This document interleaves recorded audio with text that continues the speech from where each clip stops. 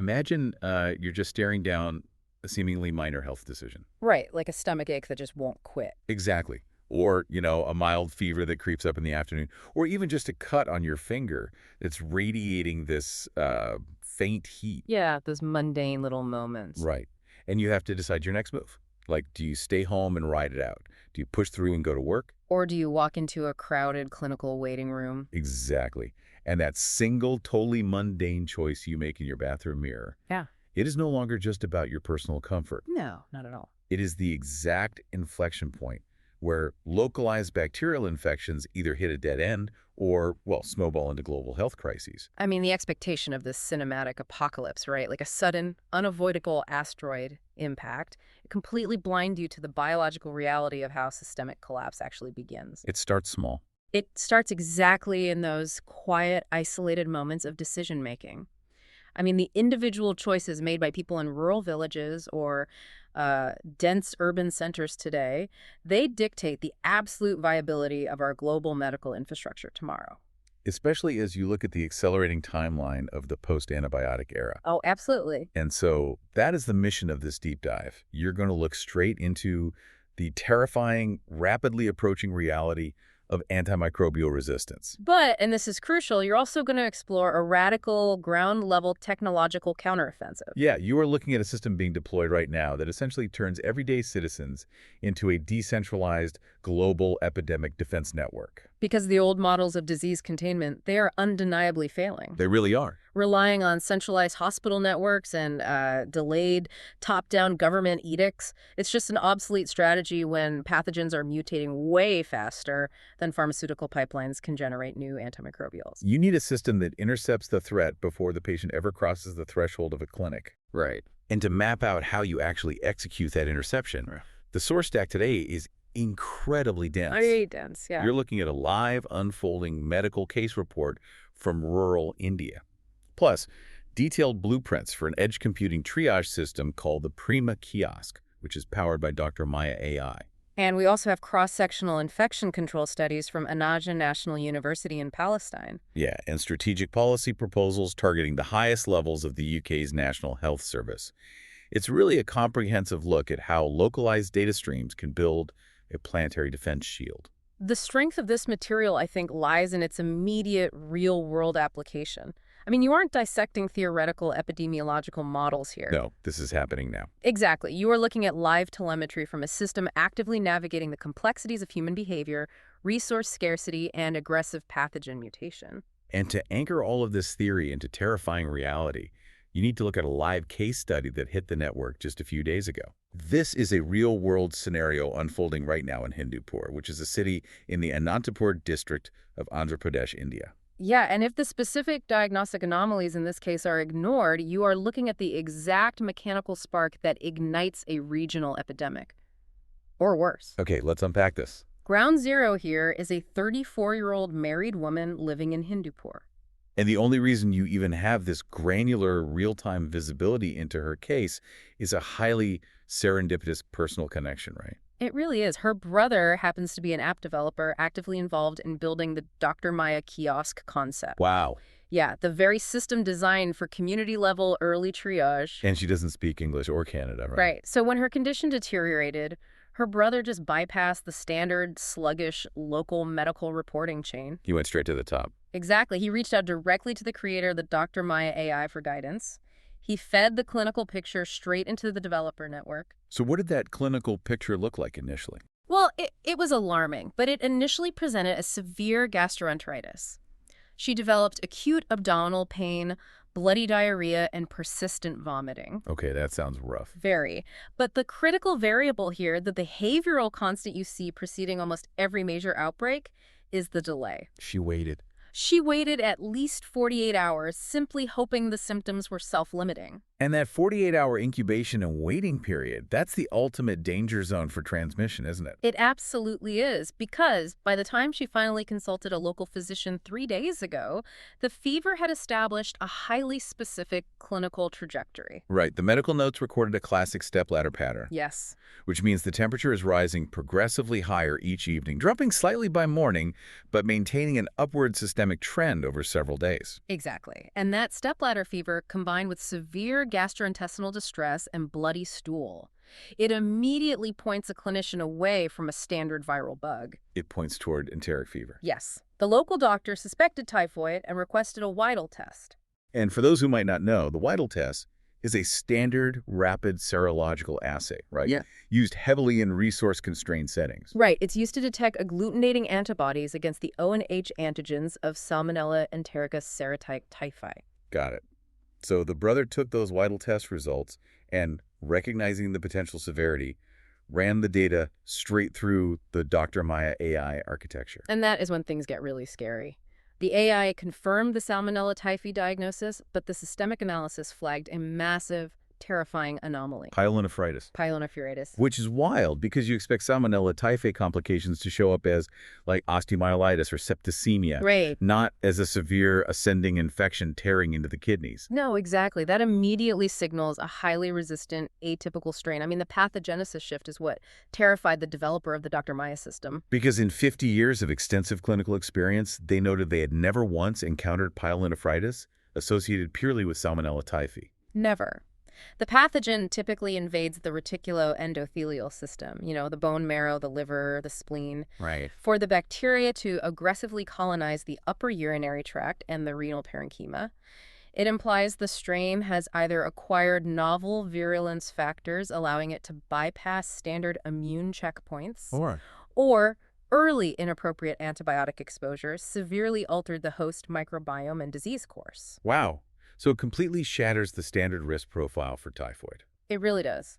You are no longer dealing with a predictable, treatable pathogen. You're dealing with an evolutionary wildcard. Yeah. And that amplifies the transmission threat exponentially when you look at the vector mechanics in that specific geographical location. Because Salmonella typhi transmission is strictly fecal-oral, it requires the ingestion of food or water contaminated with the feces of an infected person. Right. And in a sanitized environment with robust sewage infrastructure, the R0 remains relatively low. Exactly.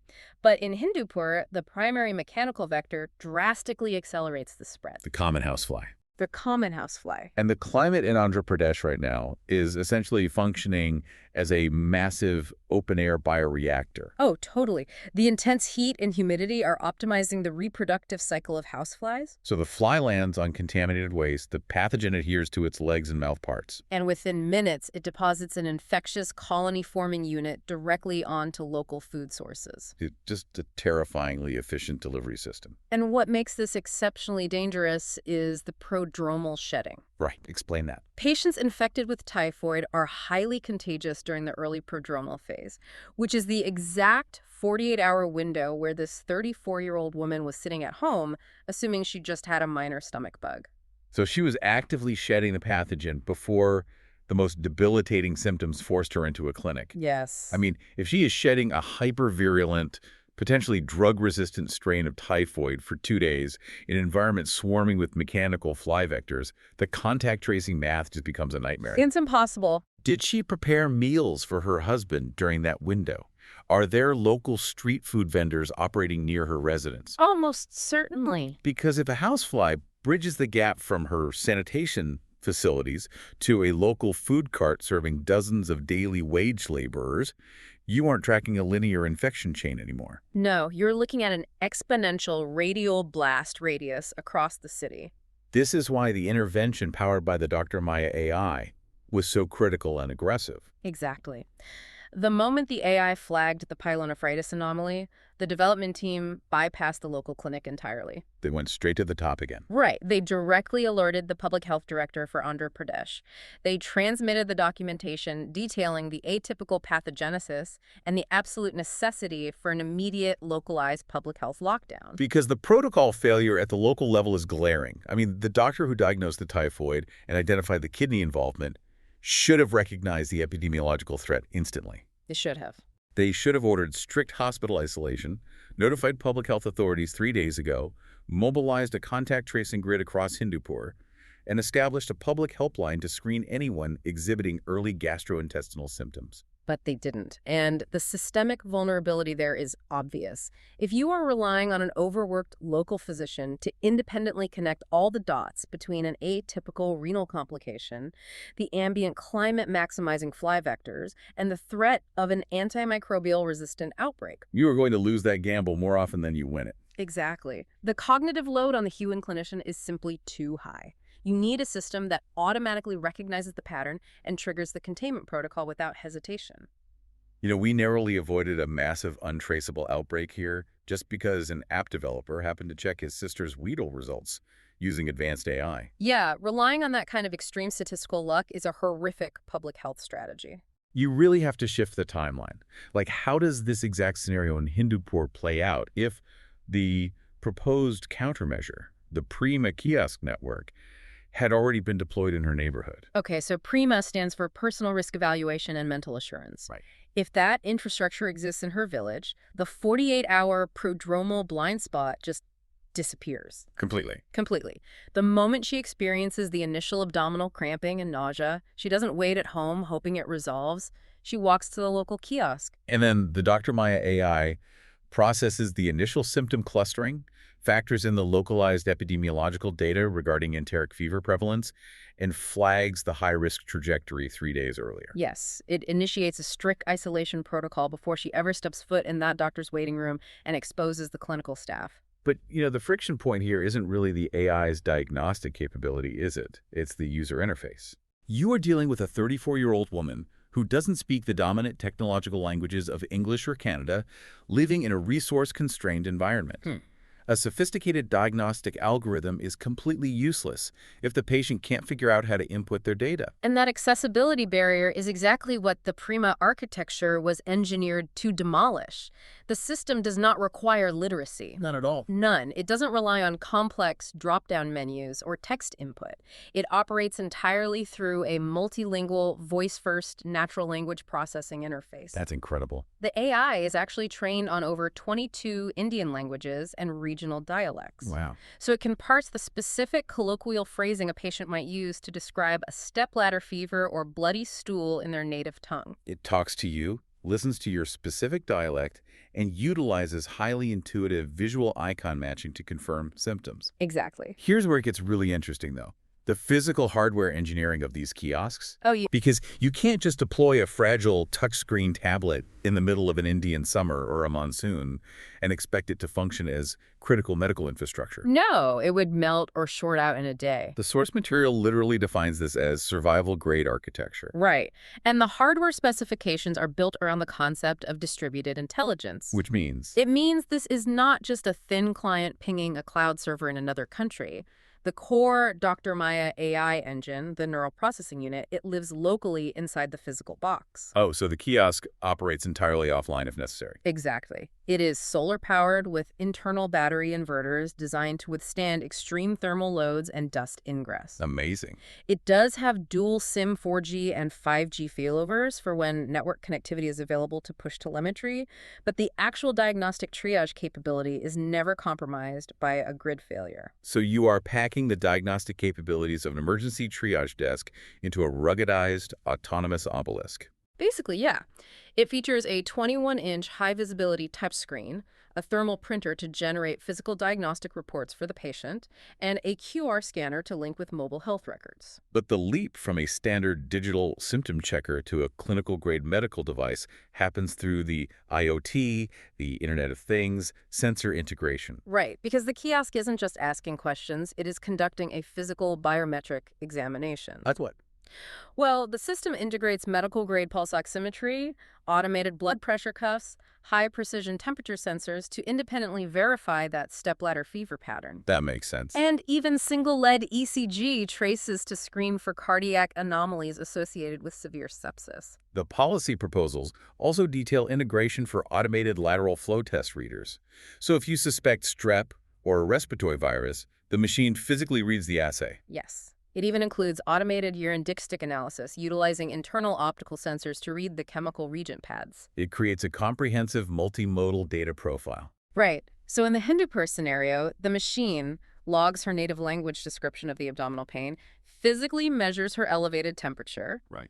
analyzes the optical data from a potential stool or urine sample if required by the localized protocol, and feeds that massive array of biometric telemetry directly into the cognitive engine. Gathering all that biometric data is almost the easy part, though. I mean, the real danger of consumer-facing diagnostic tech is the algorithmic rigidity. Oh, for sure. Standard decision trees symptom checkers are notoriously brittle. They either tell you to drink some water for a mild cold, or they panic and tell you to call an ambulance because you might have a rare lymphoma. Yeah, there's no nuance. So how does the Dr. Maya AI actually process that pulse oximetry and temperature data to avoid those useless binary extremes? Okay, so the Dr. Maya system utilizes the KLM protocol. That stands for Cognitive-Assisted Life-Saving Medical Triage. It intentionally abandons rigid algorithmic decision trees. Instead, it utilizes probabilistic pattern matching designed to mirror the cognitive reasoning of an experienced junior doctor. Oh, so it's dynamic. Very. It dynamically weighs the clinical significance of a symptom based on the clustering of other biometric data. It takes that complex, multidimensional data array and distills it down into 4 highly actionable, color-coded triage categories. And the psychology of this color coding is basically the operational foundation of the entire global network. You have to translate complex medical data into immediate, undeniable behavioral commands.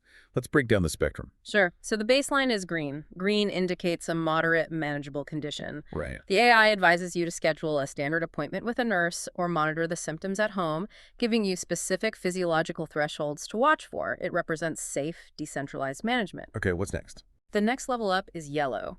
Yellow signifies a mild, self-limiting condition. The system advises rest, hydration, and directs you to a local pharmacist for specific over-the-counter symptomatic relief. So it's designed to reinforce patient autonomy and trust in natural recovery for non-critical illnesses. Exactly. And the yellow protocol is mathematically crucial for clearing the massive bottlenecks in primary care networks. But then you hit the critical action triggers. Right. Red is the absolute emergency protocol. Right. The AI has detected a life-threatening physiological anomaly like a cardiac event, severe respiratory distress, acute trauma. The system immediately instructs the patient to call emergency services or even dispatches an ambulance directly through the network. It aggressively routes true trauma to the hospital infrastructure where it belongs. Exactly. But the linchpin of the entire epidemiological defense strategy, the color that dictates the survival of the post-antibiotic era, is blue. Blue is the contagion flag. It indicates a high probability of an infectious bacterial or viral pathogen. The moment the AI calculates that pathogenic risk, it flashes blue and triggers a rigid, immediate isolation protocol. Applying the blue protocol to the 34-year-old woman in Hindupur fundamentally alters the timeline. Completely. She inputs her symptoms, the machine verifies the fever, and the AI recognizes the high probability signature of a severe enteric fever. It doesn't necessarily generate a definitive microbiological diagnosis of Salmonella typhi with pyelonephritis right there on the spot. Right, but it instantly recognizes the epidemiological threat of a severe, contagious fecal-oral pathogen. Yes. The screen flashes blue. It advises immediate home isolation, instructs her on sanitation protocols to protect her husband, and basically blocks her from entering a local clinic where she would expose the staff. It creates a localized firewall around the patient, severing the transmission chain before the fly vectors can establish a community-wide foothold. Wait, from a purely medical standpoint, the blue protocol makes perfect logical sense. Isolate the infected vector. But sociologically, this entire concept falls apart the moment you deploy it in the real world. How so? Well, you are telling a daily wage rural laborer or a street food vendor to isolate for a week. In that economic reality, isolation means their family starves. Yeah. A glowing blue color code on a kiosk screen isn't going to stop a desperate person from going to work. Without an economic safety net, the blue protocol is just a... Precisely. The vision outlined in the policy briefs is that triggering a blue isolation alert automatically interfaces with local and national welfare infrastructure. That's incredible. The digital flag doesn't just tell you to stay home, it automatically initiates a localized food delivery protocol to your residence, or it directly pings the government's digital payment architecture to instantly transfer temporary wage compensation straight to your mobile device. You are handing an AI triage kiosk the authority to distribute the economic resources of the state to ensure public compliance. That is a staggering paradigm shift. It is. The machine is essentially writing a digital prescription for a government subsidy because paying a citizen to stay home is infinitely cheaper than funding the medical response to a regional typhoid outbreak. Exactly. Without that immediate automated economic stabilization, containment is a myth. People will just ingest fever reducers, suppress their symptoms, crowd onto public transport, and efficiently distribute the pathogen across the commercial grid. Yeah, they have to survive. Right.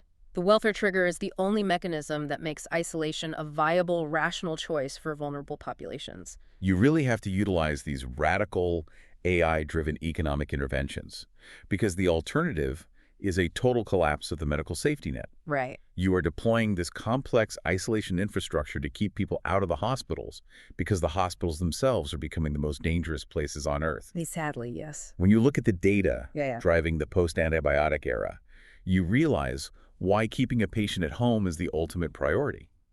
Let's talk about AMR. Antimicrobial resistance, or AMR, is methodically dismantling 70 years of modern medical progress. The foundational safety net of broad-spectrum antibiotics is failing because bacterial evolution is outpacing pharmaceutical development. We've basically trained the pathogens to defeat our most powerful weapons. We have. And the projections in the source material are apocalyptic. Like, if the current trajectory of antibiotic misuse continues unabated, by the year 2030, global antimicrobial resistance will exceed 52%. By 2050, AMR is projected to cause 10 million deaths annually. That is 10 million people dying every single year from routine infections, like a scraped knee, a minor surgery, a standard UTI, that were completely curable a decade ago. It's terrifying. But the PRIMA model suggests that widespread aggressive deployment of an edge computing triage system could reduce that 10 million peak by 30%. Wow. You are looking at a potential mechanism to save 3 million lives annually simply by intercepting the patient before they demand an inappropriate prescription. Because you have to look at the behavioral mechanism driving that resistance at the grassroots level.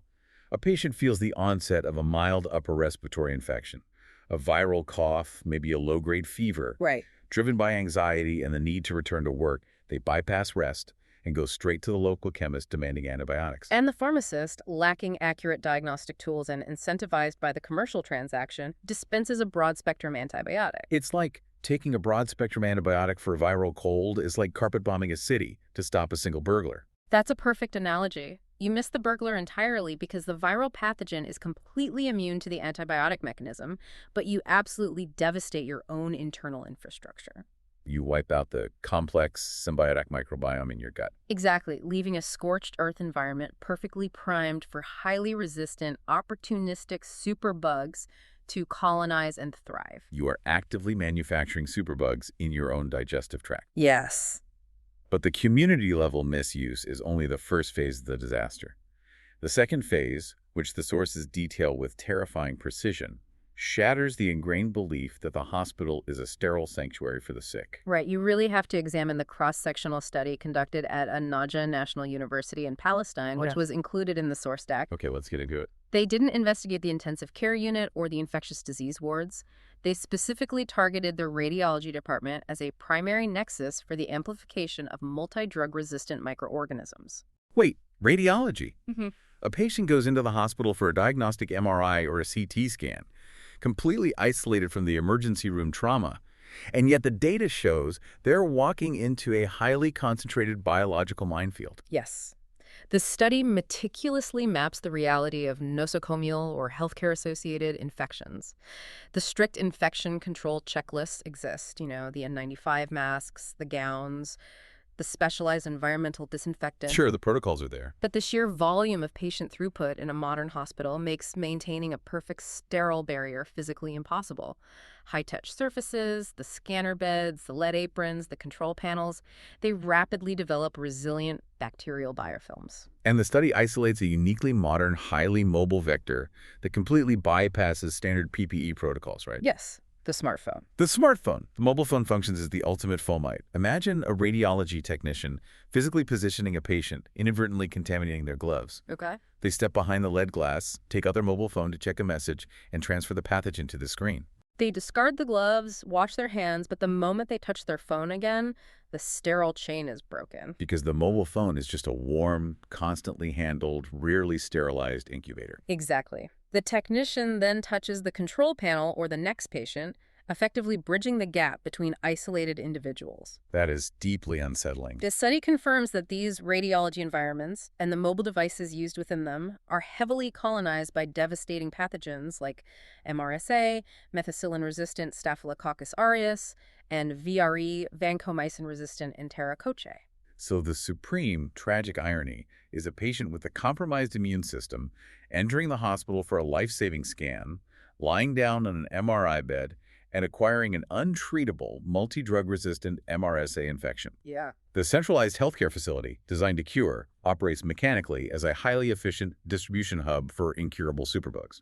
And this specific paradox is the core philosophy driving Dr. Srivatsa, the architect of the Prima network. Right. He argues a fundamental epidemiological truth. When you do not possess a biochemical cure, which is the rapidly approaching reality of the AMR crisis, strict containment is your only viable survival strategy. You must construct an impenetrable isolation shield. Exactly. You have to starve the pathogen of new hosts by freezing the movement of the infected. If the AI kiosk flags your symptoms with a blue alert, you stay home. Right. You don't walk into the local pharmacy to demand the antibiotics that will carpet bomb your microbiome, and you absolutely do not walk into that radiology waiting room to inadvertently deposit a novel superbug onto a high-touch surface where it will infect a dozen immunocompromised patients. By establishing the triage perimeter in the community, you actively protect the structural integrity of the hospital system. You keep the contagious vectors out, preserving the sterile environment for those who require acute surgical or trauma care. The clinical and epidemiological logic of the isolation shield is flawless. It really is. Yeah, on paper, it's perfect. But the deployment of complex technology in resource-constrained environments usually fails at the economic level. Yeah. You cannot rely on a constant influx of philanthropic capital to maintain a hardware network across rural India or urban slums. No, you can't. If the Prima kiosk is just a charity drop-off, the moment the solar inverter blows a fuse or the touchscreen cracks, the machine just gathers dust. So how does this system actually survive and scale economically? Well, the operational brilliance of the Prima rollout is that it is fundamentally engineered as a decentralized grassroots commercial enterprise. Oh, interesting. These kiosks are not owned and operated by a distant NGO or a bureaucratic public health department. The system trains and employs local individuals like mothers, street food vendors, neighborhood entrepreneurs as what they call Maya advocates. Okay, so these local operators are financially compensated to maintain, power, and facilitate access to the kiosks. Exactly. You are converting public health infrastructure into a self-sustaining micro-franchise business model. Right. The psychological impact of that must be massive. I mean, if a top-down government-mandated medical team rolls into a village to conduct diagnostic testing, the natural human reaction is suspicion and resistance. Always. But if the machine is maintained by the woman who sells vegetables on your street, and she is the one guiding you through the voice interface and explaining the color codes, you instantly bypass the trust barrier. And trust is the most valuable currency in epidemiology. Yeah. And the system extends that integration to the existing local healthcare hierarchy, specifically the neighborhood chemists.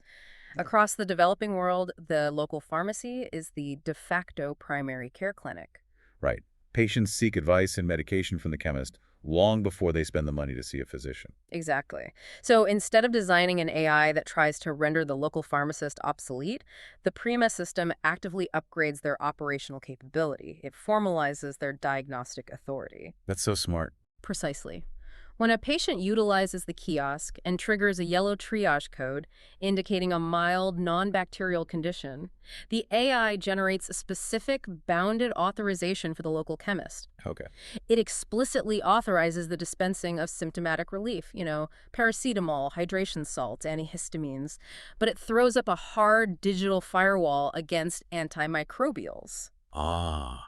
So it empowers the pharmacist to look at the AI report and definitively say, the cognitive triage confirms you do not need antibiotics. Yes. It provides the pharmacist with the clinical backing to deny the inappropriate demand, stopping the AMR manufacturing cycle right at the point of sale, while still allowing the chemist to generate legitimate revenue through the authorized symptomatic treatments. It aligns public health outcomes with local commercial incentives. It is a masterclass in behavioral economics applied to infectious disease. It really is. And when you analyze the behavioral telemetry coming off the Dr. Maya AI pilot programs, you uncover another critical psychological mechanism driving the collapse of clinical infrastructure: the mismanagement of human fear. The data reveals a staggering anomaly. 73% of all AI triage consultations occur within the narrow window between 8:00 p.m. and 2:00 a.m. Wait, 73%. That specific time block is illuminating. People aren't necessarily getting sicker in the middle of the night. Their psychological defenses are dropping. Exactly. A parent wakes up at midnight, their child is crying, the skin feels hot to the touch, the amygdala just hijacks the prefrontal cortex. The human brain interprets the uncertainty of a fever in the dark as an immediate mortal threat. The anxiety is a physiological response to an information deficit. In a traditional system, that midnight panic results in the parent rushing the child to the nearest accident and emergency department, demanding immediate attention for a fever that is entirely manageable. They clog the trauma queues, exhaust the clinical staff, and expose their child to the nosocomial fomites we discussed earlier. Right. But the Prima kiosk intercepts that amygdala hijack right at the neighborhood level. The parent walks down the street, runs the child's biometric data through the kiosk, and if the system flashes green or yellow, the AI injects immediate clinical-grade assurance into the situation. It separates the highly amplified psychological fear from the actual physiological reality of the illness. Yes, it gives the parent the definitive confidence to return home, manage the fever, and wait for the local clinic to open in the morning. It mathematically deflates the panic-driven surge that repeatedly paralyzes emergency departments.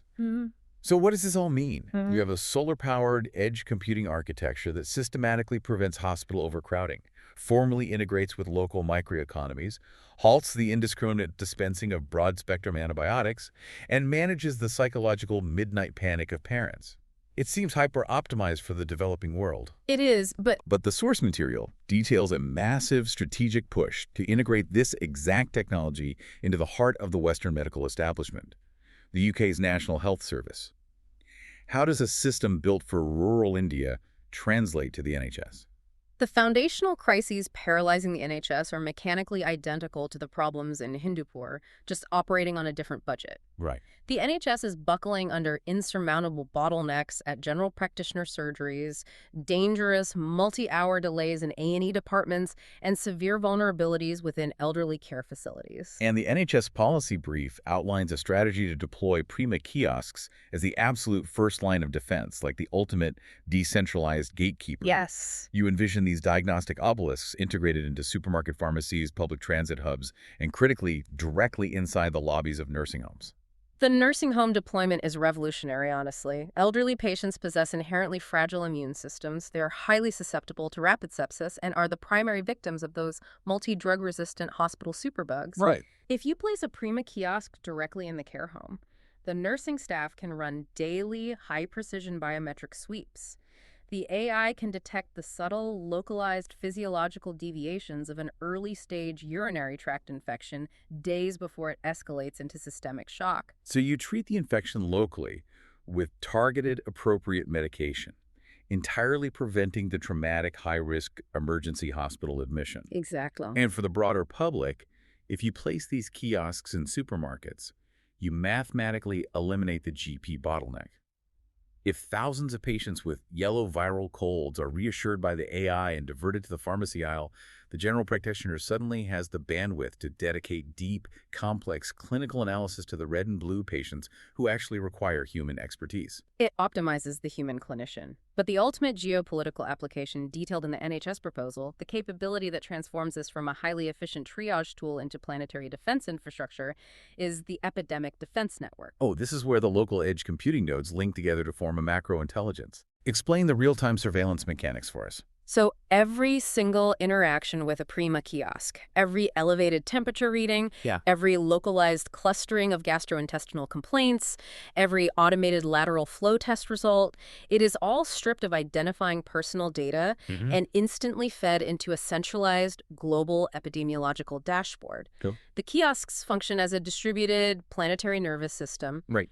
You are turning millions of everyday citizens into a high-density network of biological sensors. Right. The predictive power generated by that volume of real-time telemetry is staggering. The sources actually highlight that during a standard seasonal influenza wave, this decentralized network identified the epidemic onset and geographical trajectory 6 to 14 days earlier than the traditional sluggish laboratory surveillance apparatus. And in the mathematics of epidemiology, a 14-day lead time is an eternity. It's math. It provides public health authorities the operational window to surge medical supplies, preemptively staff hospitals, and issue targeted warnings before the exponential curve ever breaks. And crucially, because the data flows directly from the citizen to the dashboard, the truth outpaces political friction. Ah, I see. A local government might be highly incentivized to suppress the early reports of a novel pathogen to protect their economy or political standing. But they cannot hide a massive geographically concentrated cluster of Prima kiosks simultaneously flashing blue. The biometric data bypasses the bureaucracy. Wow. If we connect this to the bigger picture, it forces you to confront the ultimate what-if of modern history. You have to apply the mechanics of this global nervous system to the defining trauma of our generation. Okay. Imagine if a dense, fully operational network of these Prima kiosks had been integrated across Wuhan, China in December of 2019. Oh, man. If that network was live, the Dr. Maya cognitive engine would have detected the statistical impossibility of the localized respiratory anomalies instantly. It would have recognized the aggressive, atypical pneumonia clustering and the severe pulse oximetry drops days or weeks before human doctors could coordinate their suspicions. Exactly. The entire region's kiosk network would have locked into a hard blue alert, automatically triggering containment protocols and firing undeniable real-time telemetry to global health organizations before the first official heavily sanitized report was ever drafted. The early detection and the immediate automated localized containment would have profoundly altered the trajectory of the outbreak. You are looking at the mechanism that could have suppressed the transmission chain before the pathogen ever reached an international airport. The preservation of human life and the avoidance of global economic devastation is almost incomprehensible to quantify. That is the raw power of what this technology represents. It isn't merely an optimization of waiting room logistics. It is the blueprint for a permanent, structural, decentralized defense grid against the biological threats that the post-antibiotic era guarantees are coming. It absolutely demands a complete recalibration of how you perceive healthcare. You have to abandon the reactive, centralized model of waiting for a cure in a hospital and embrace a proactive, highly distributed model of community-level containment and early interception. You are looking at a radical redefinition of your own role within the global health ecosystem. Like the next time you wake up with a persistent fever or an unexplainable pain, your instinct will be tested. Right. Do you fall back on the obsolete habit of rushing into a crowded clinical environment, demanding a chemical intervention that might actively destroy your microbiome, while simultaneously exposing yourself to the invisible, multi-drug-resistant fomites coating the waiting room chairs? Or do you utilize the localized technology to evaluate your exact physiological risk, trust the cognitive triage, and actively protect the structural integrity of your community? It completely shifts the burden of defense from the pharmaceutical laboratories directly to the individual citizen. And it leaves us with something huge to think about. Because if an AI dictates who gets a blue alert, and consequently who receives the automated government welfare payments required to stay home, you are fundamentally handing an algorithm the power to distribute the economic resources of a nation. Yeah.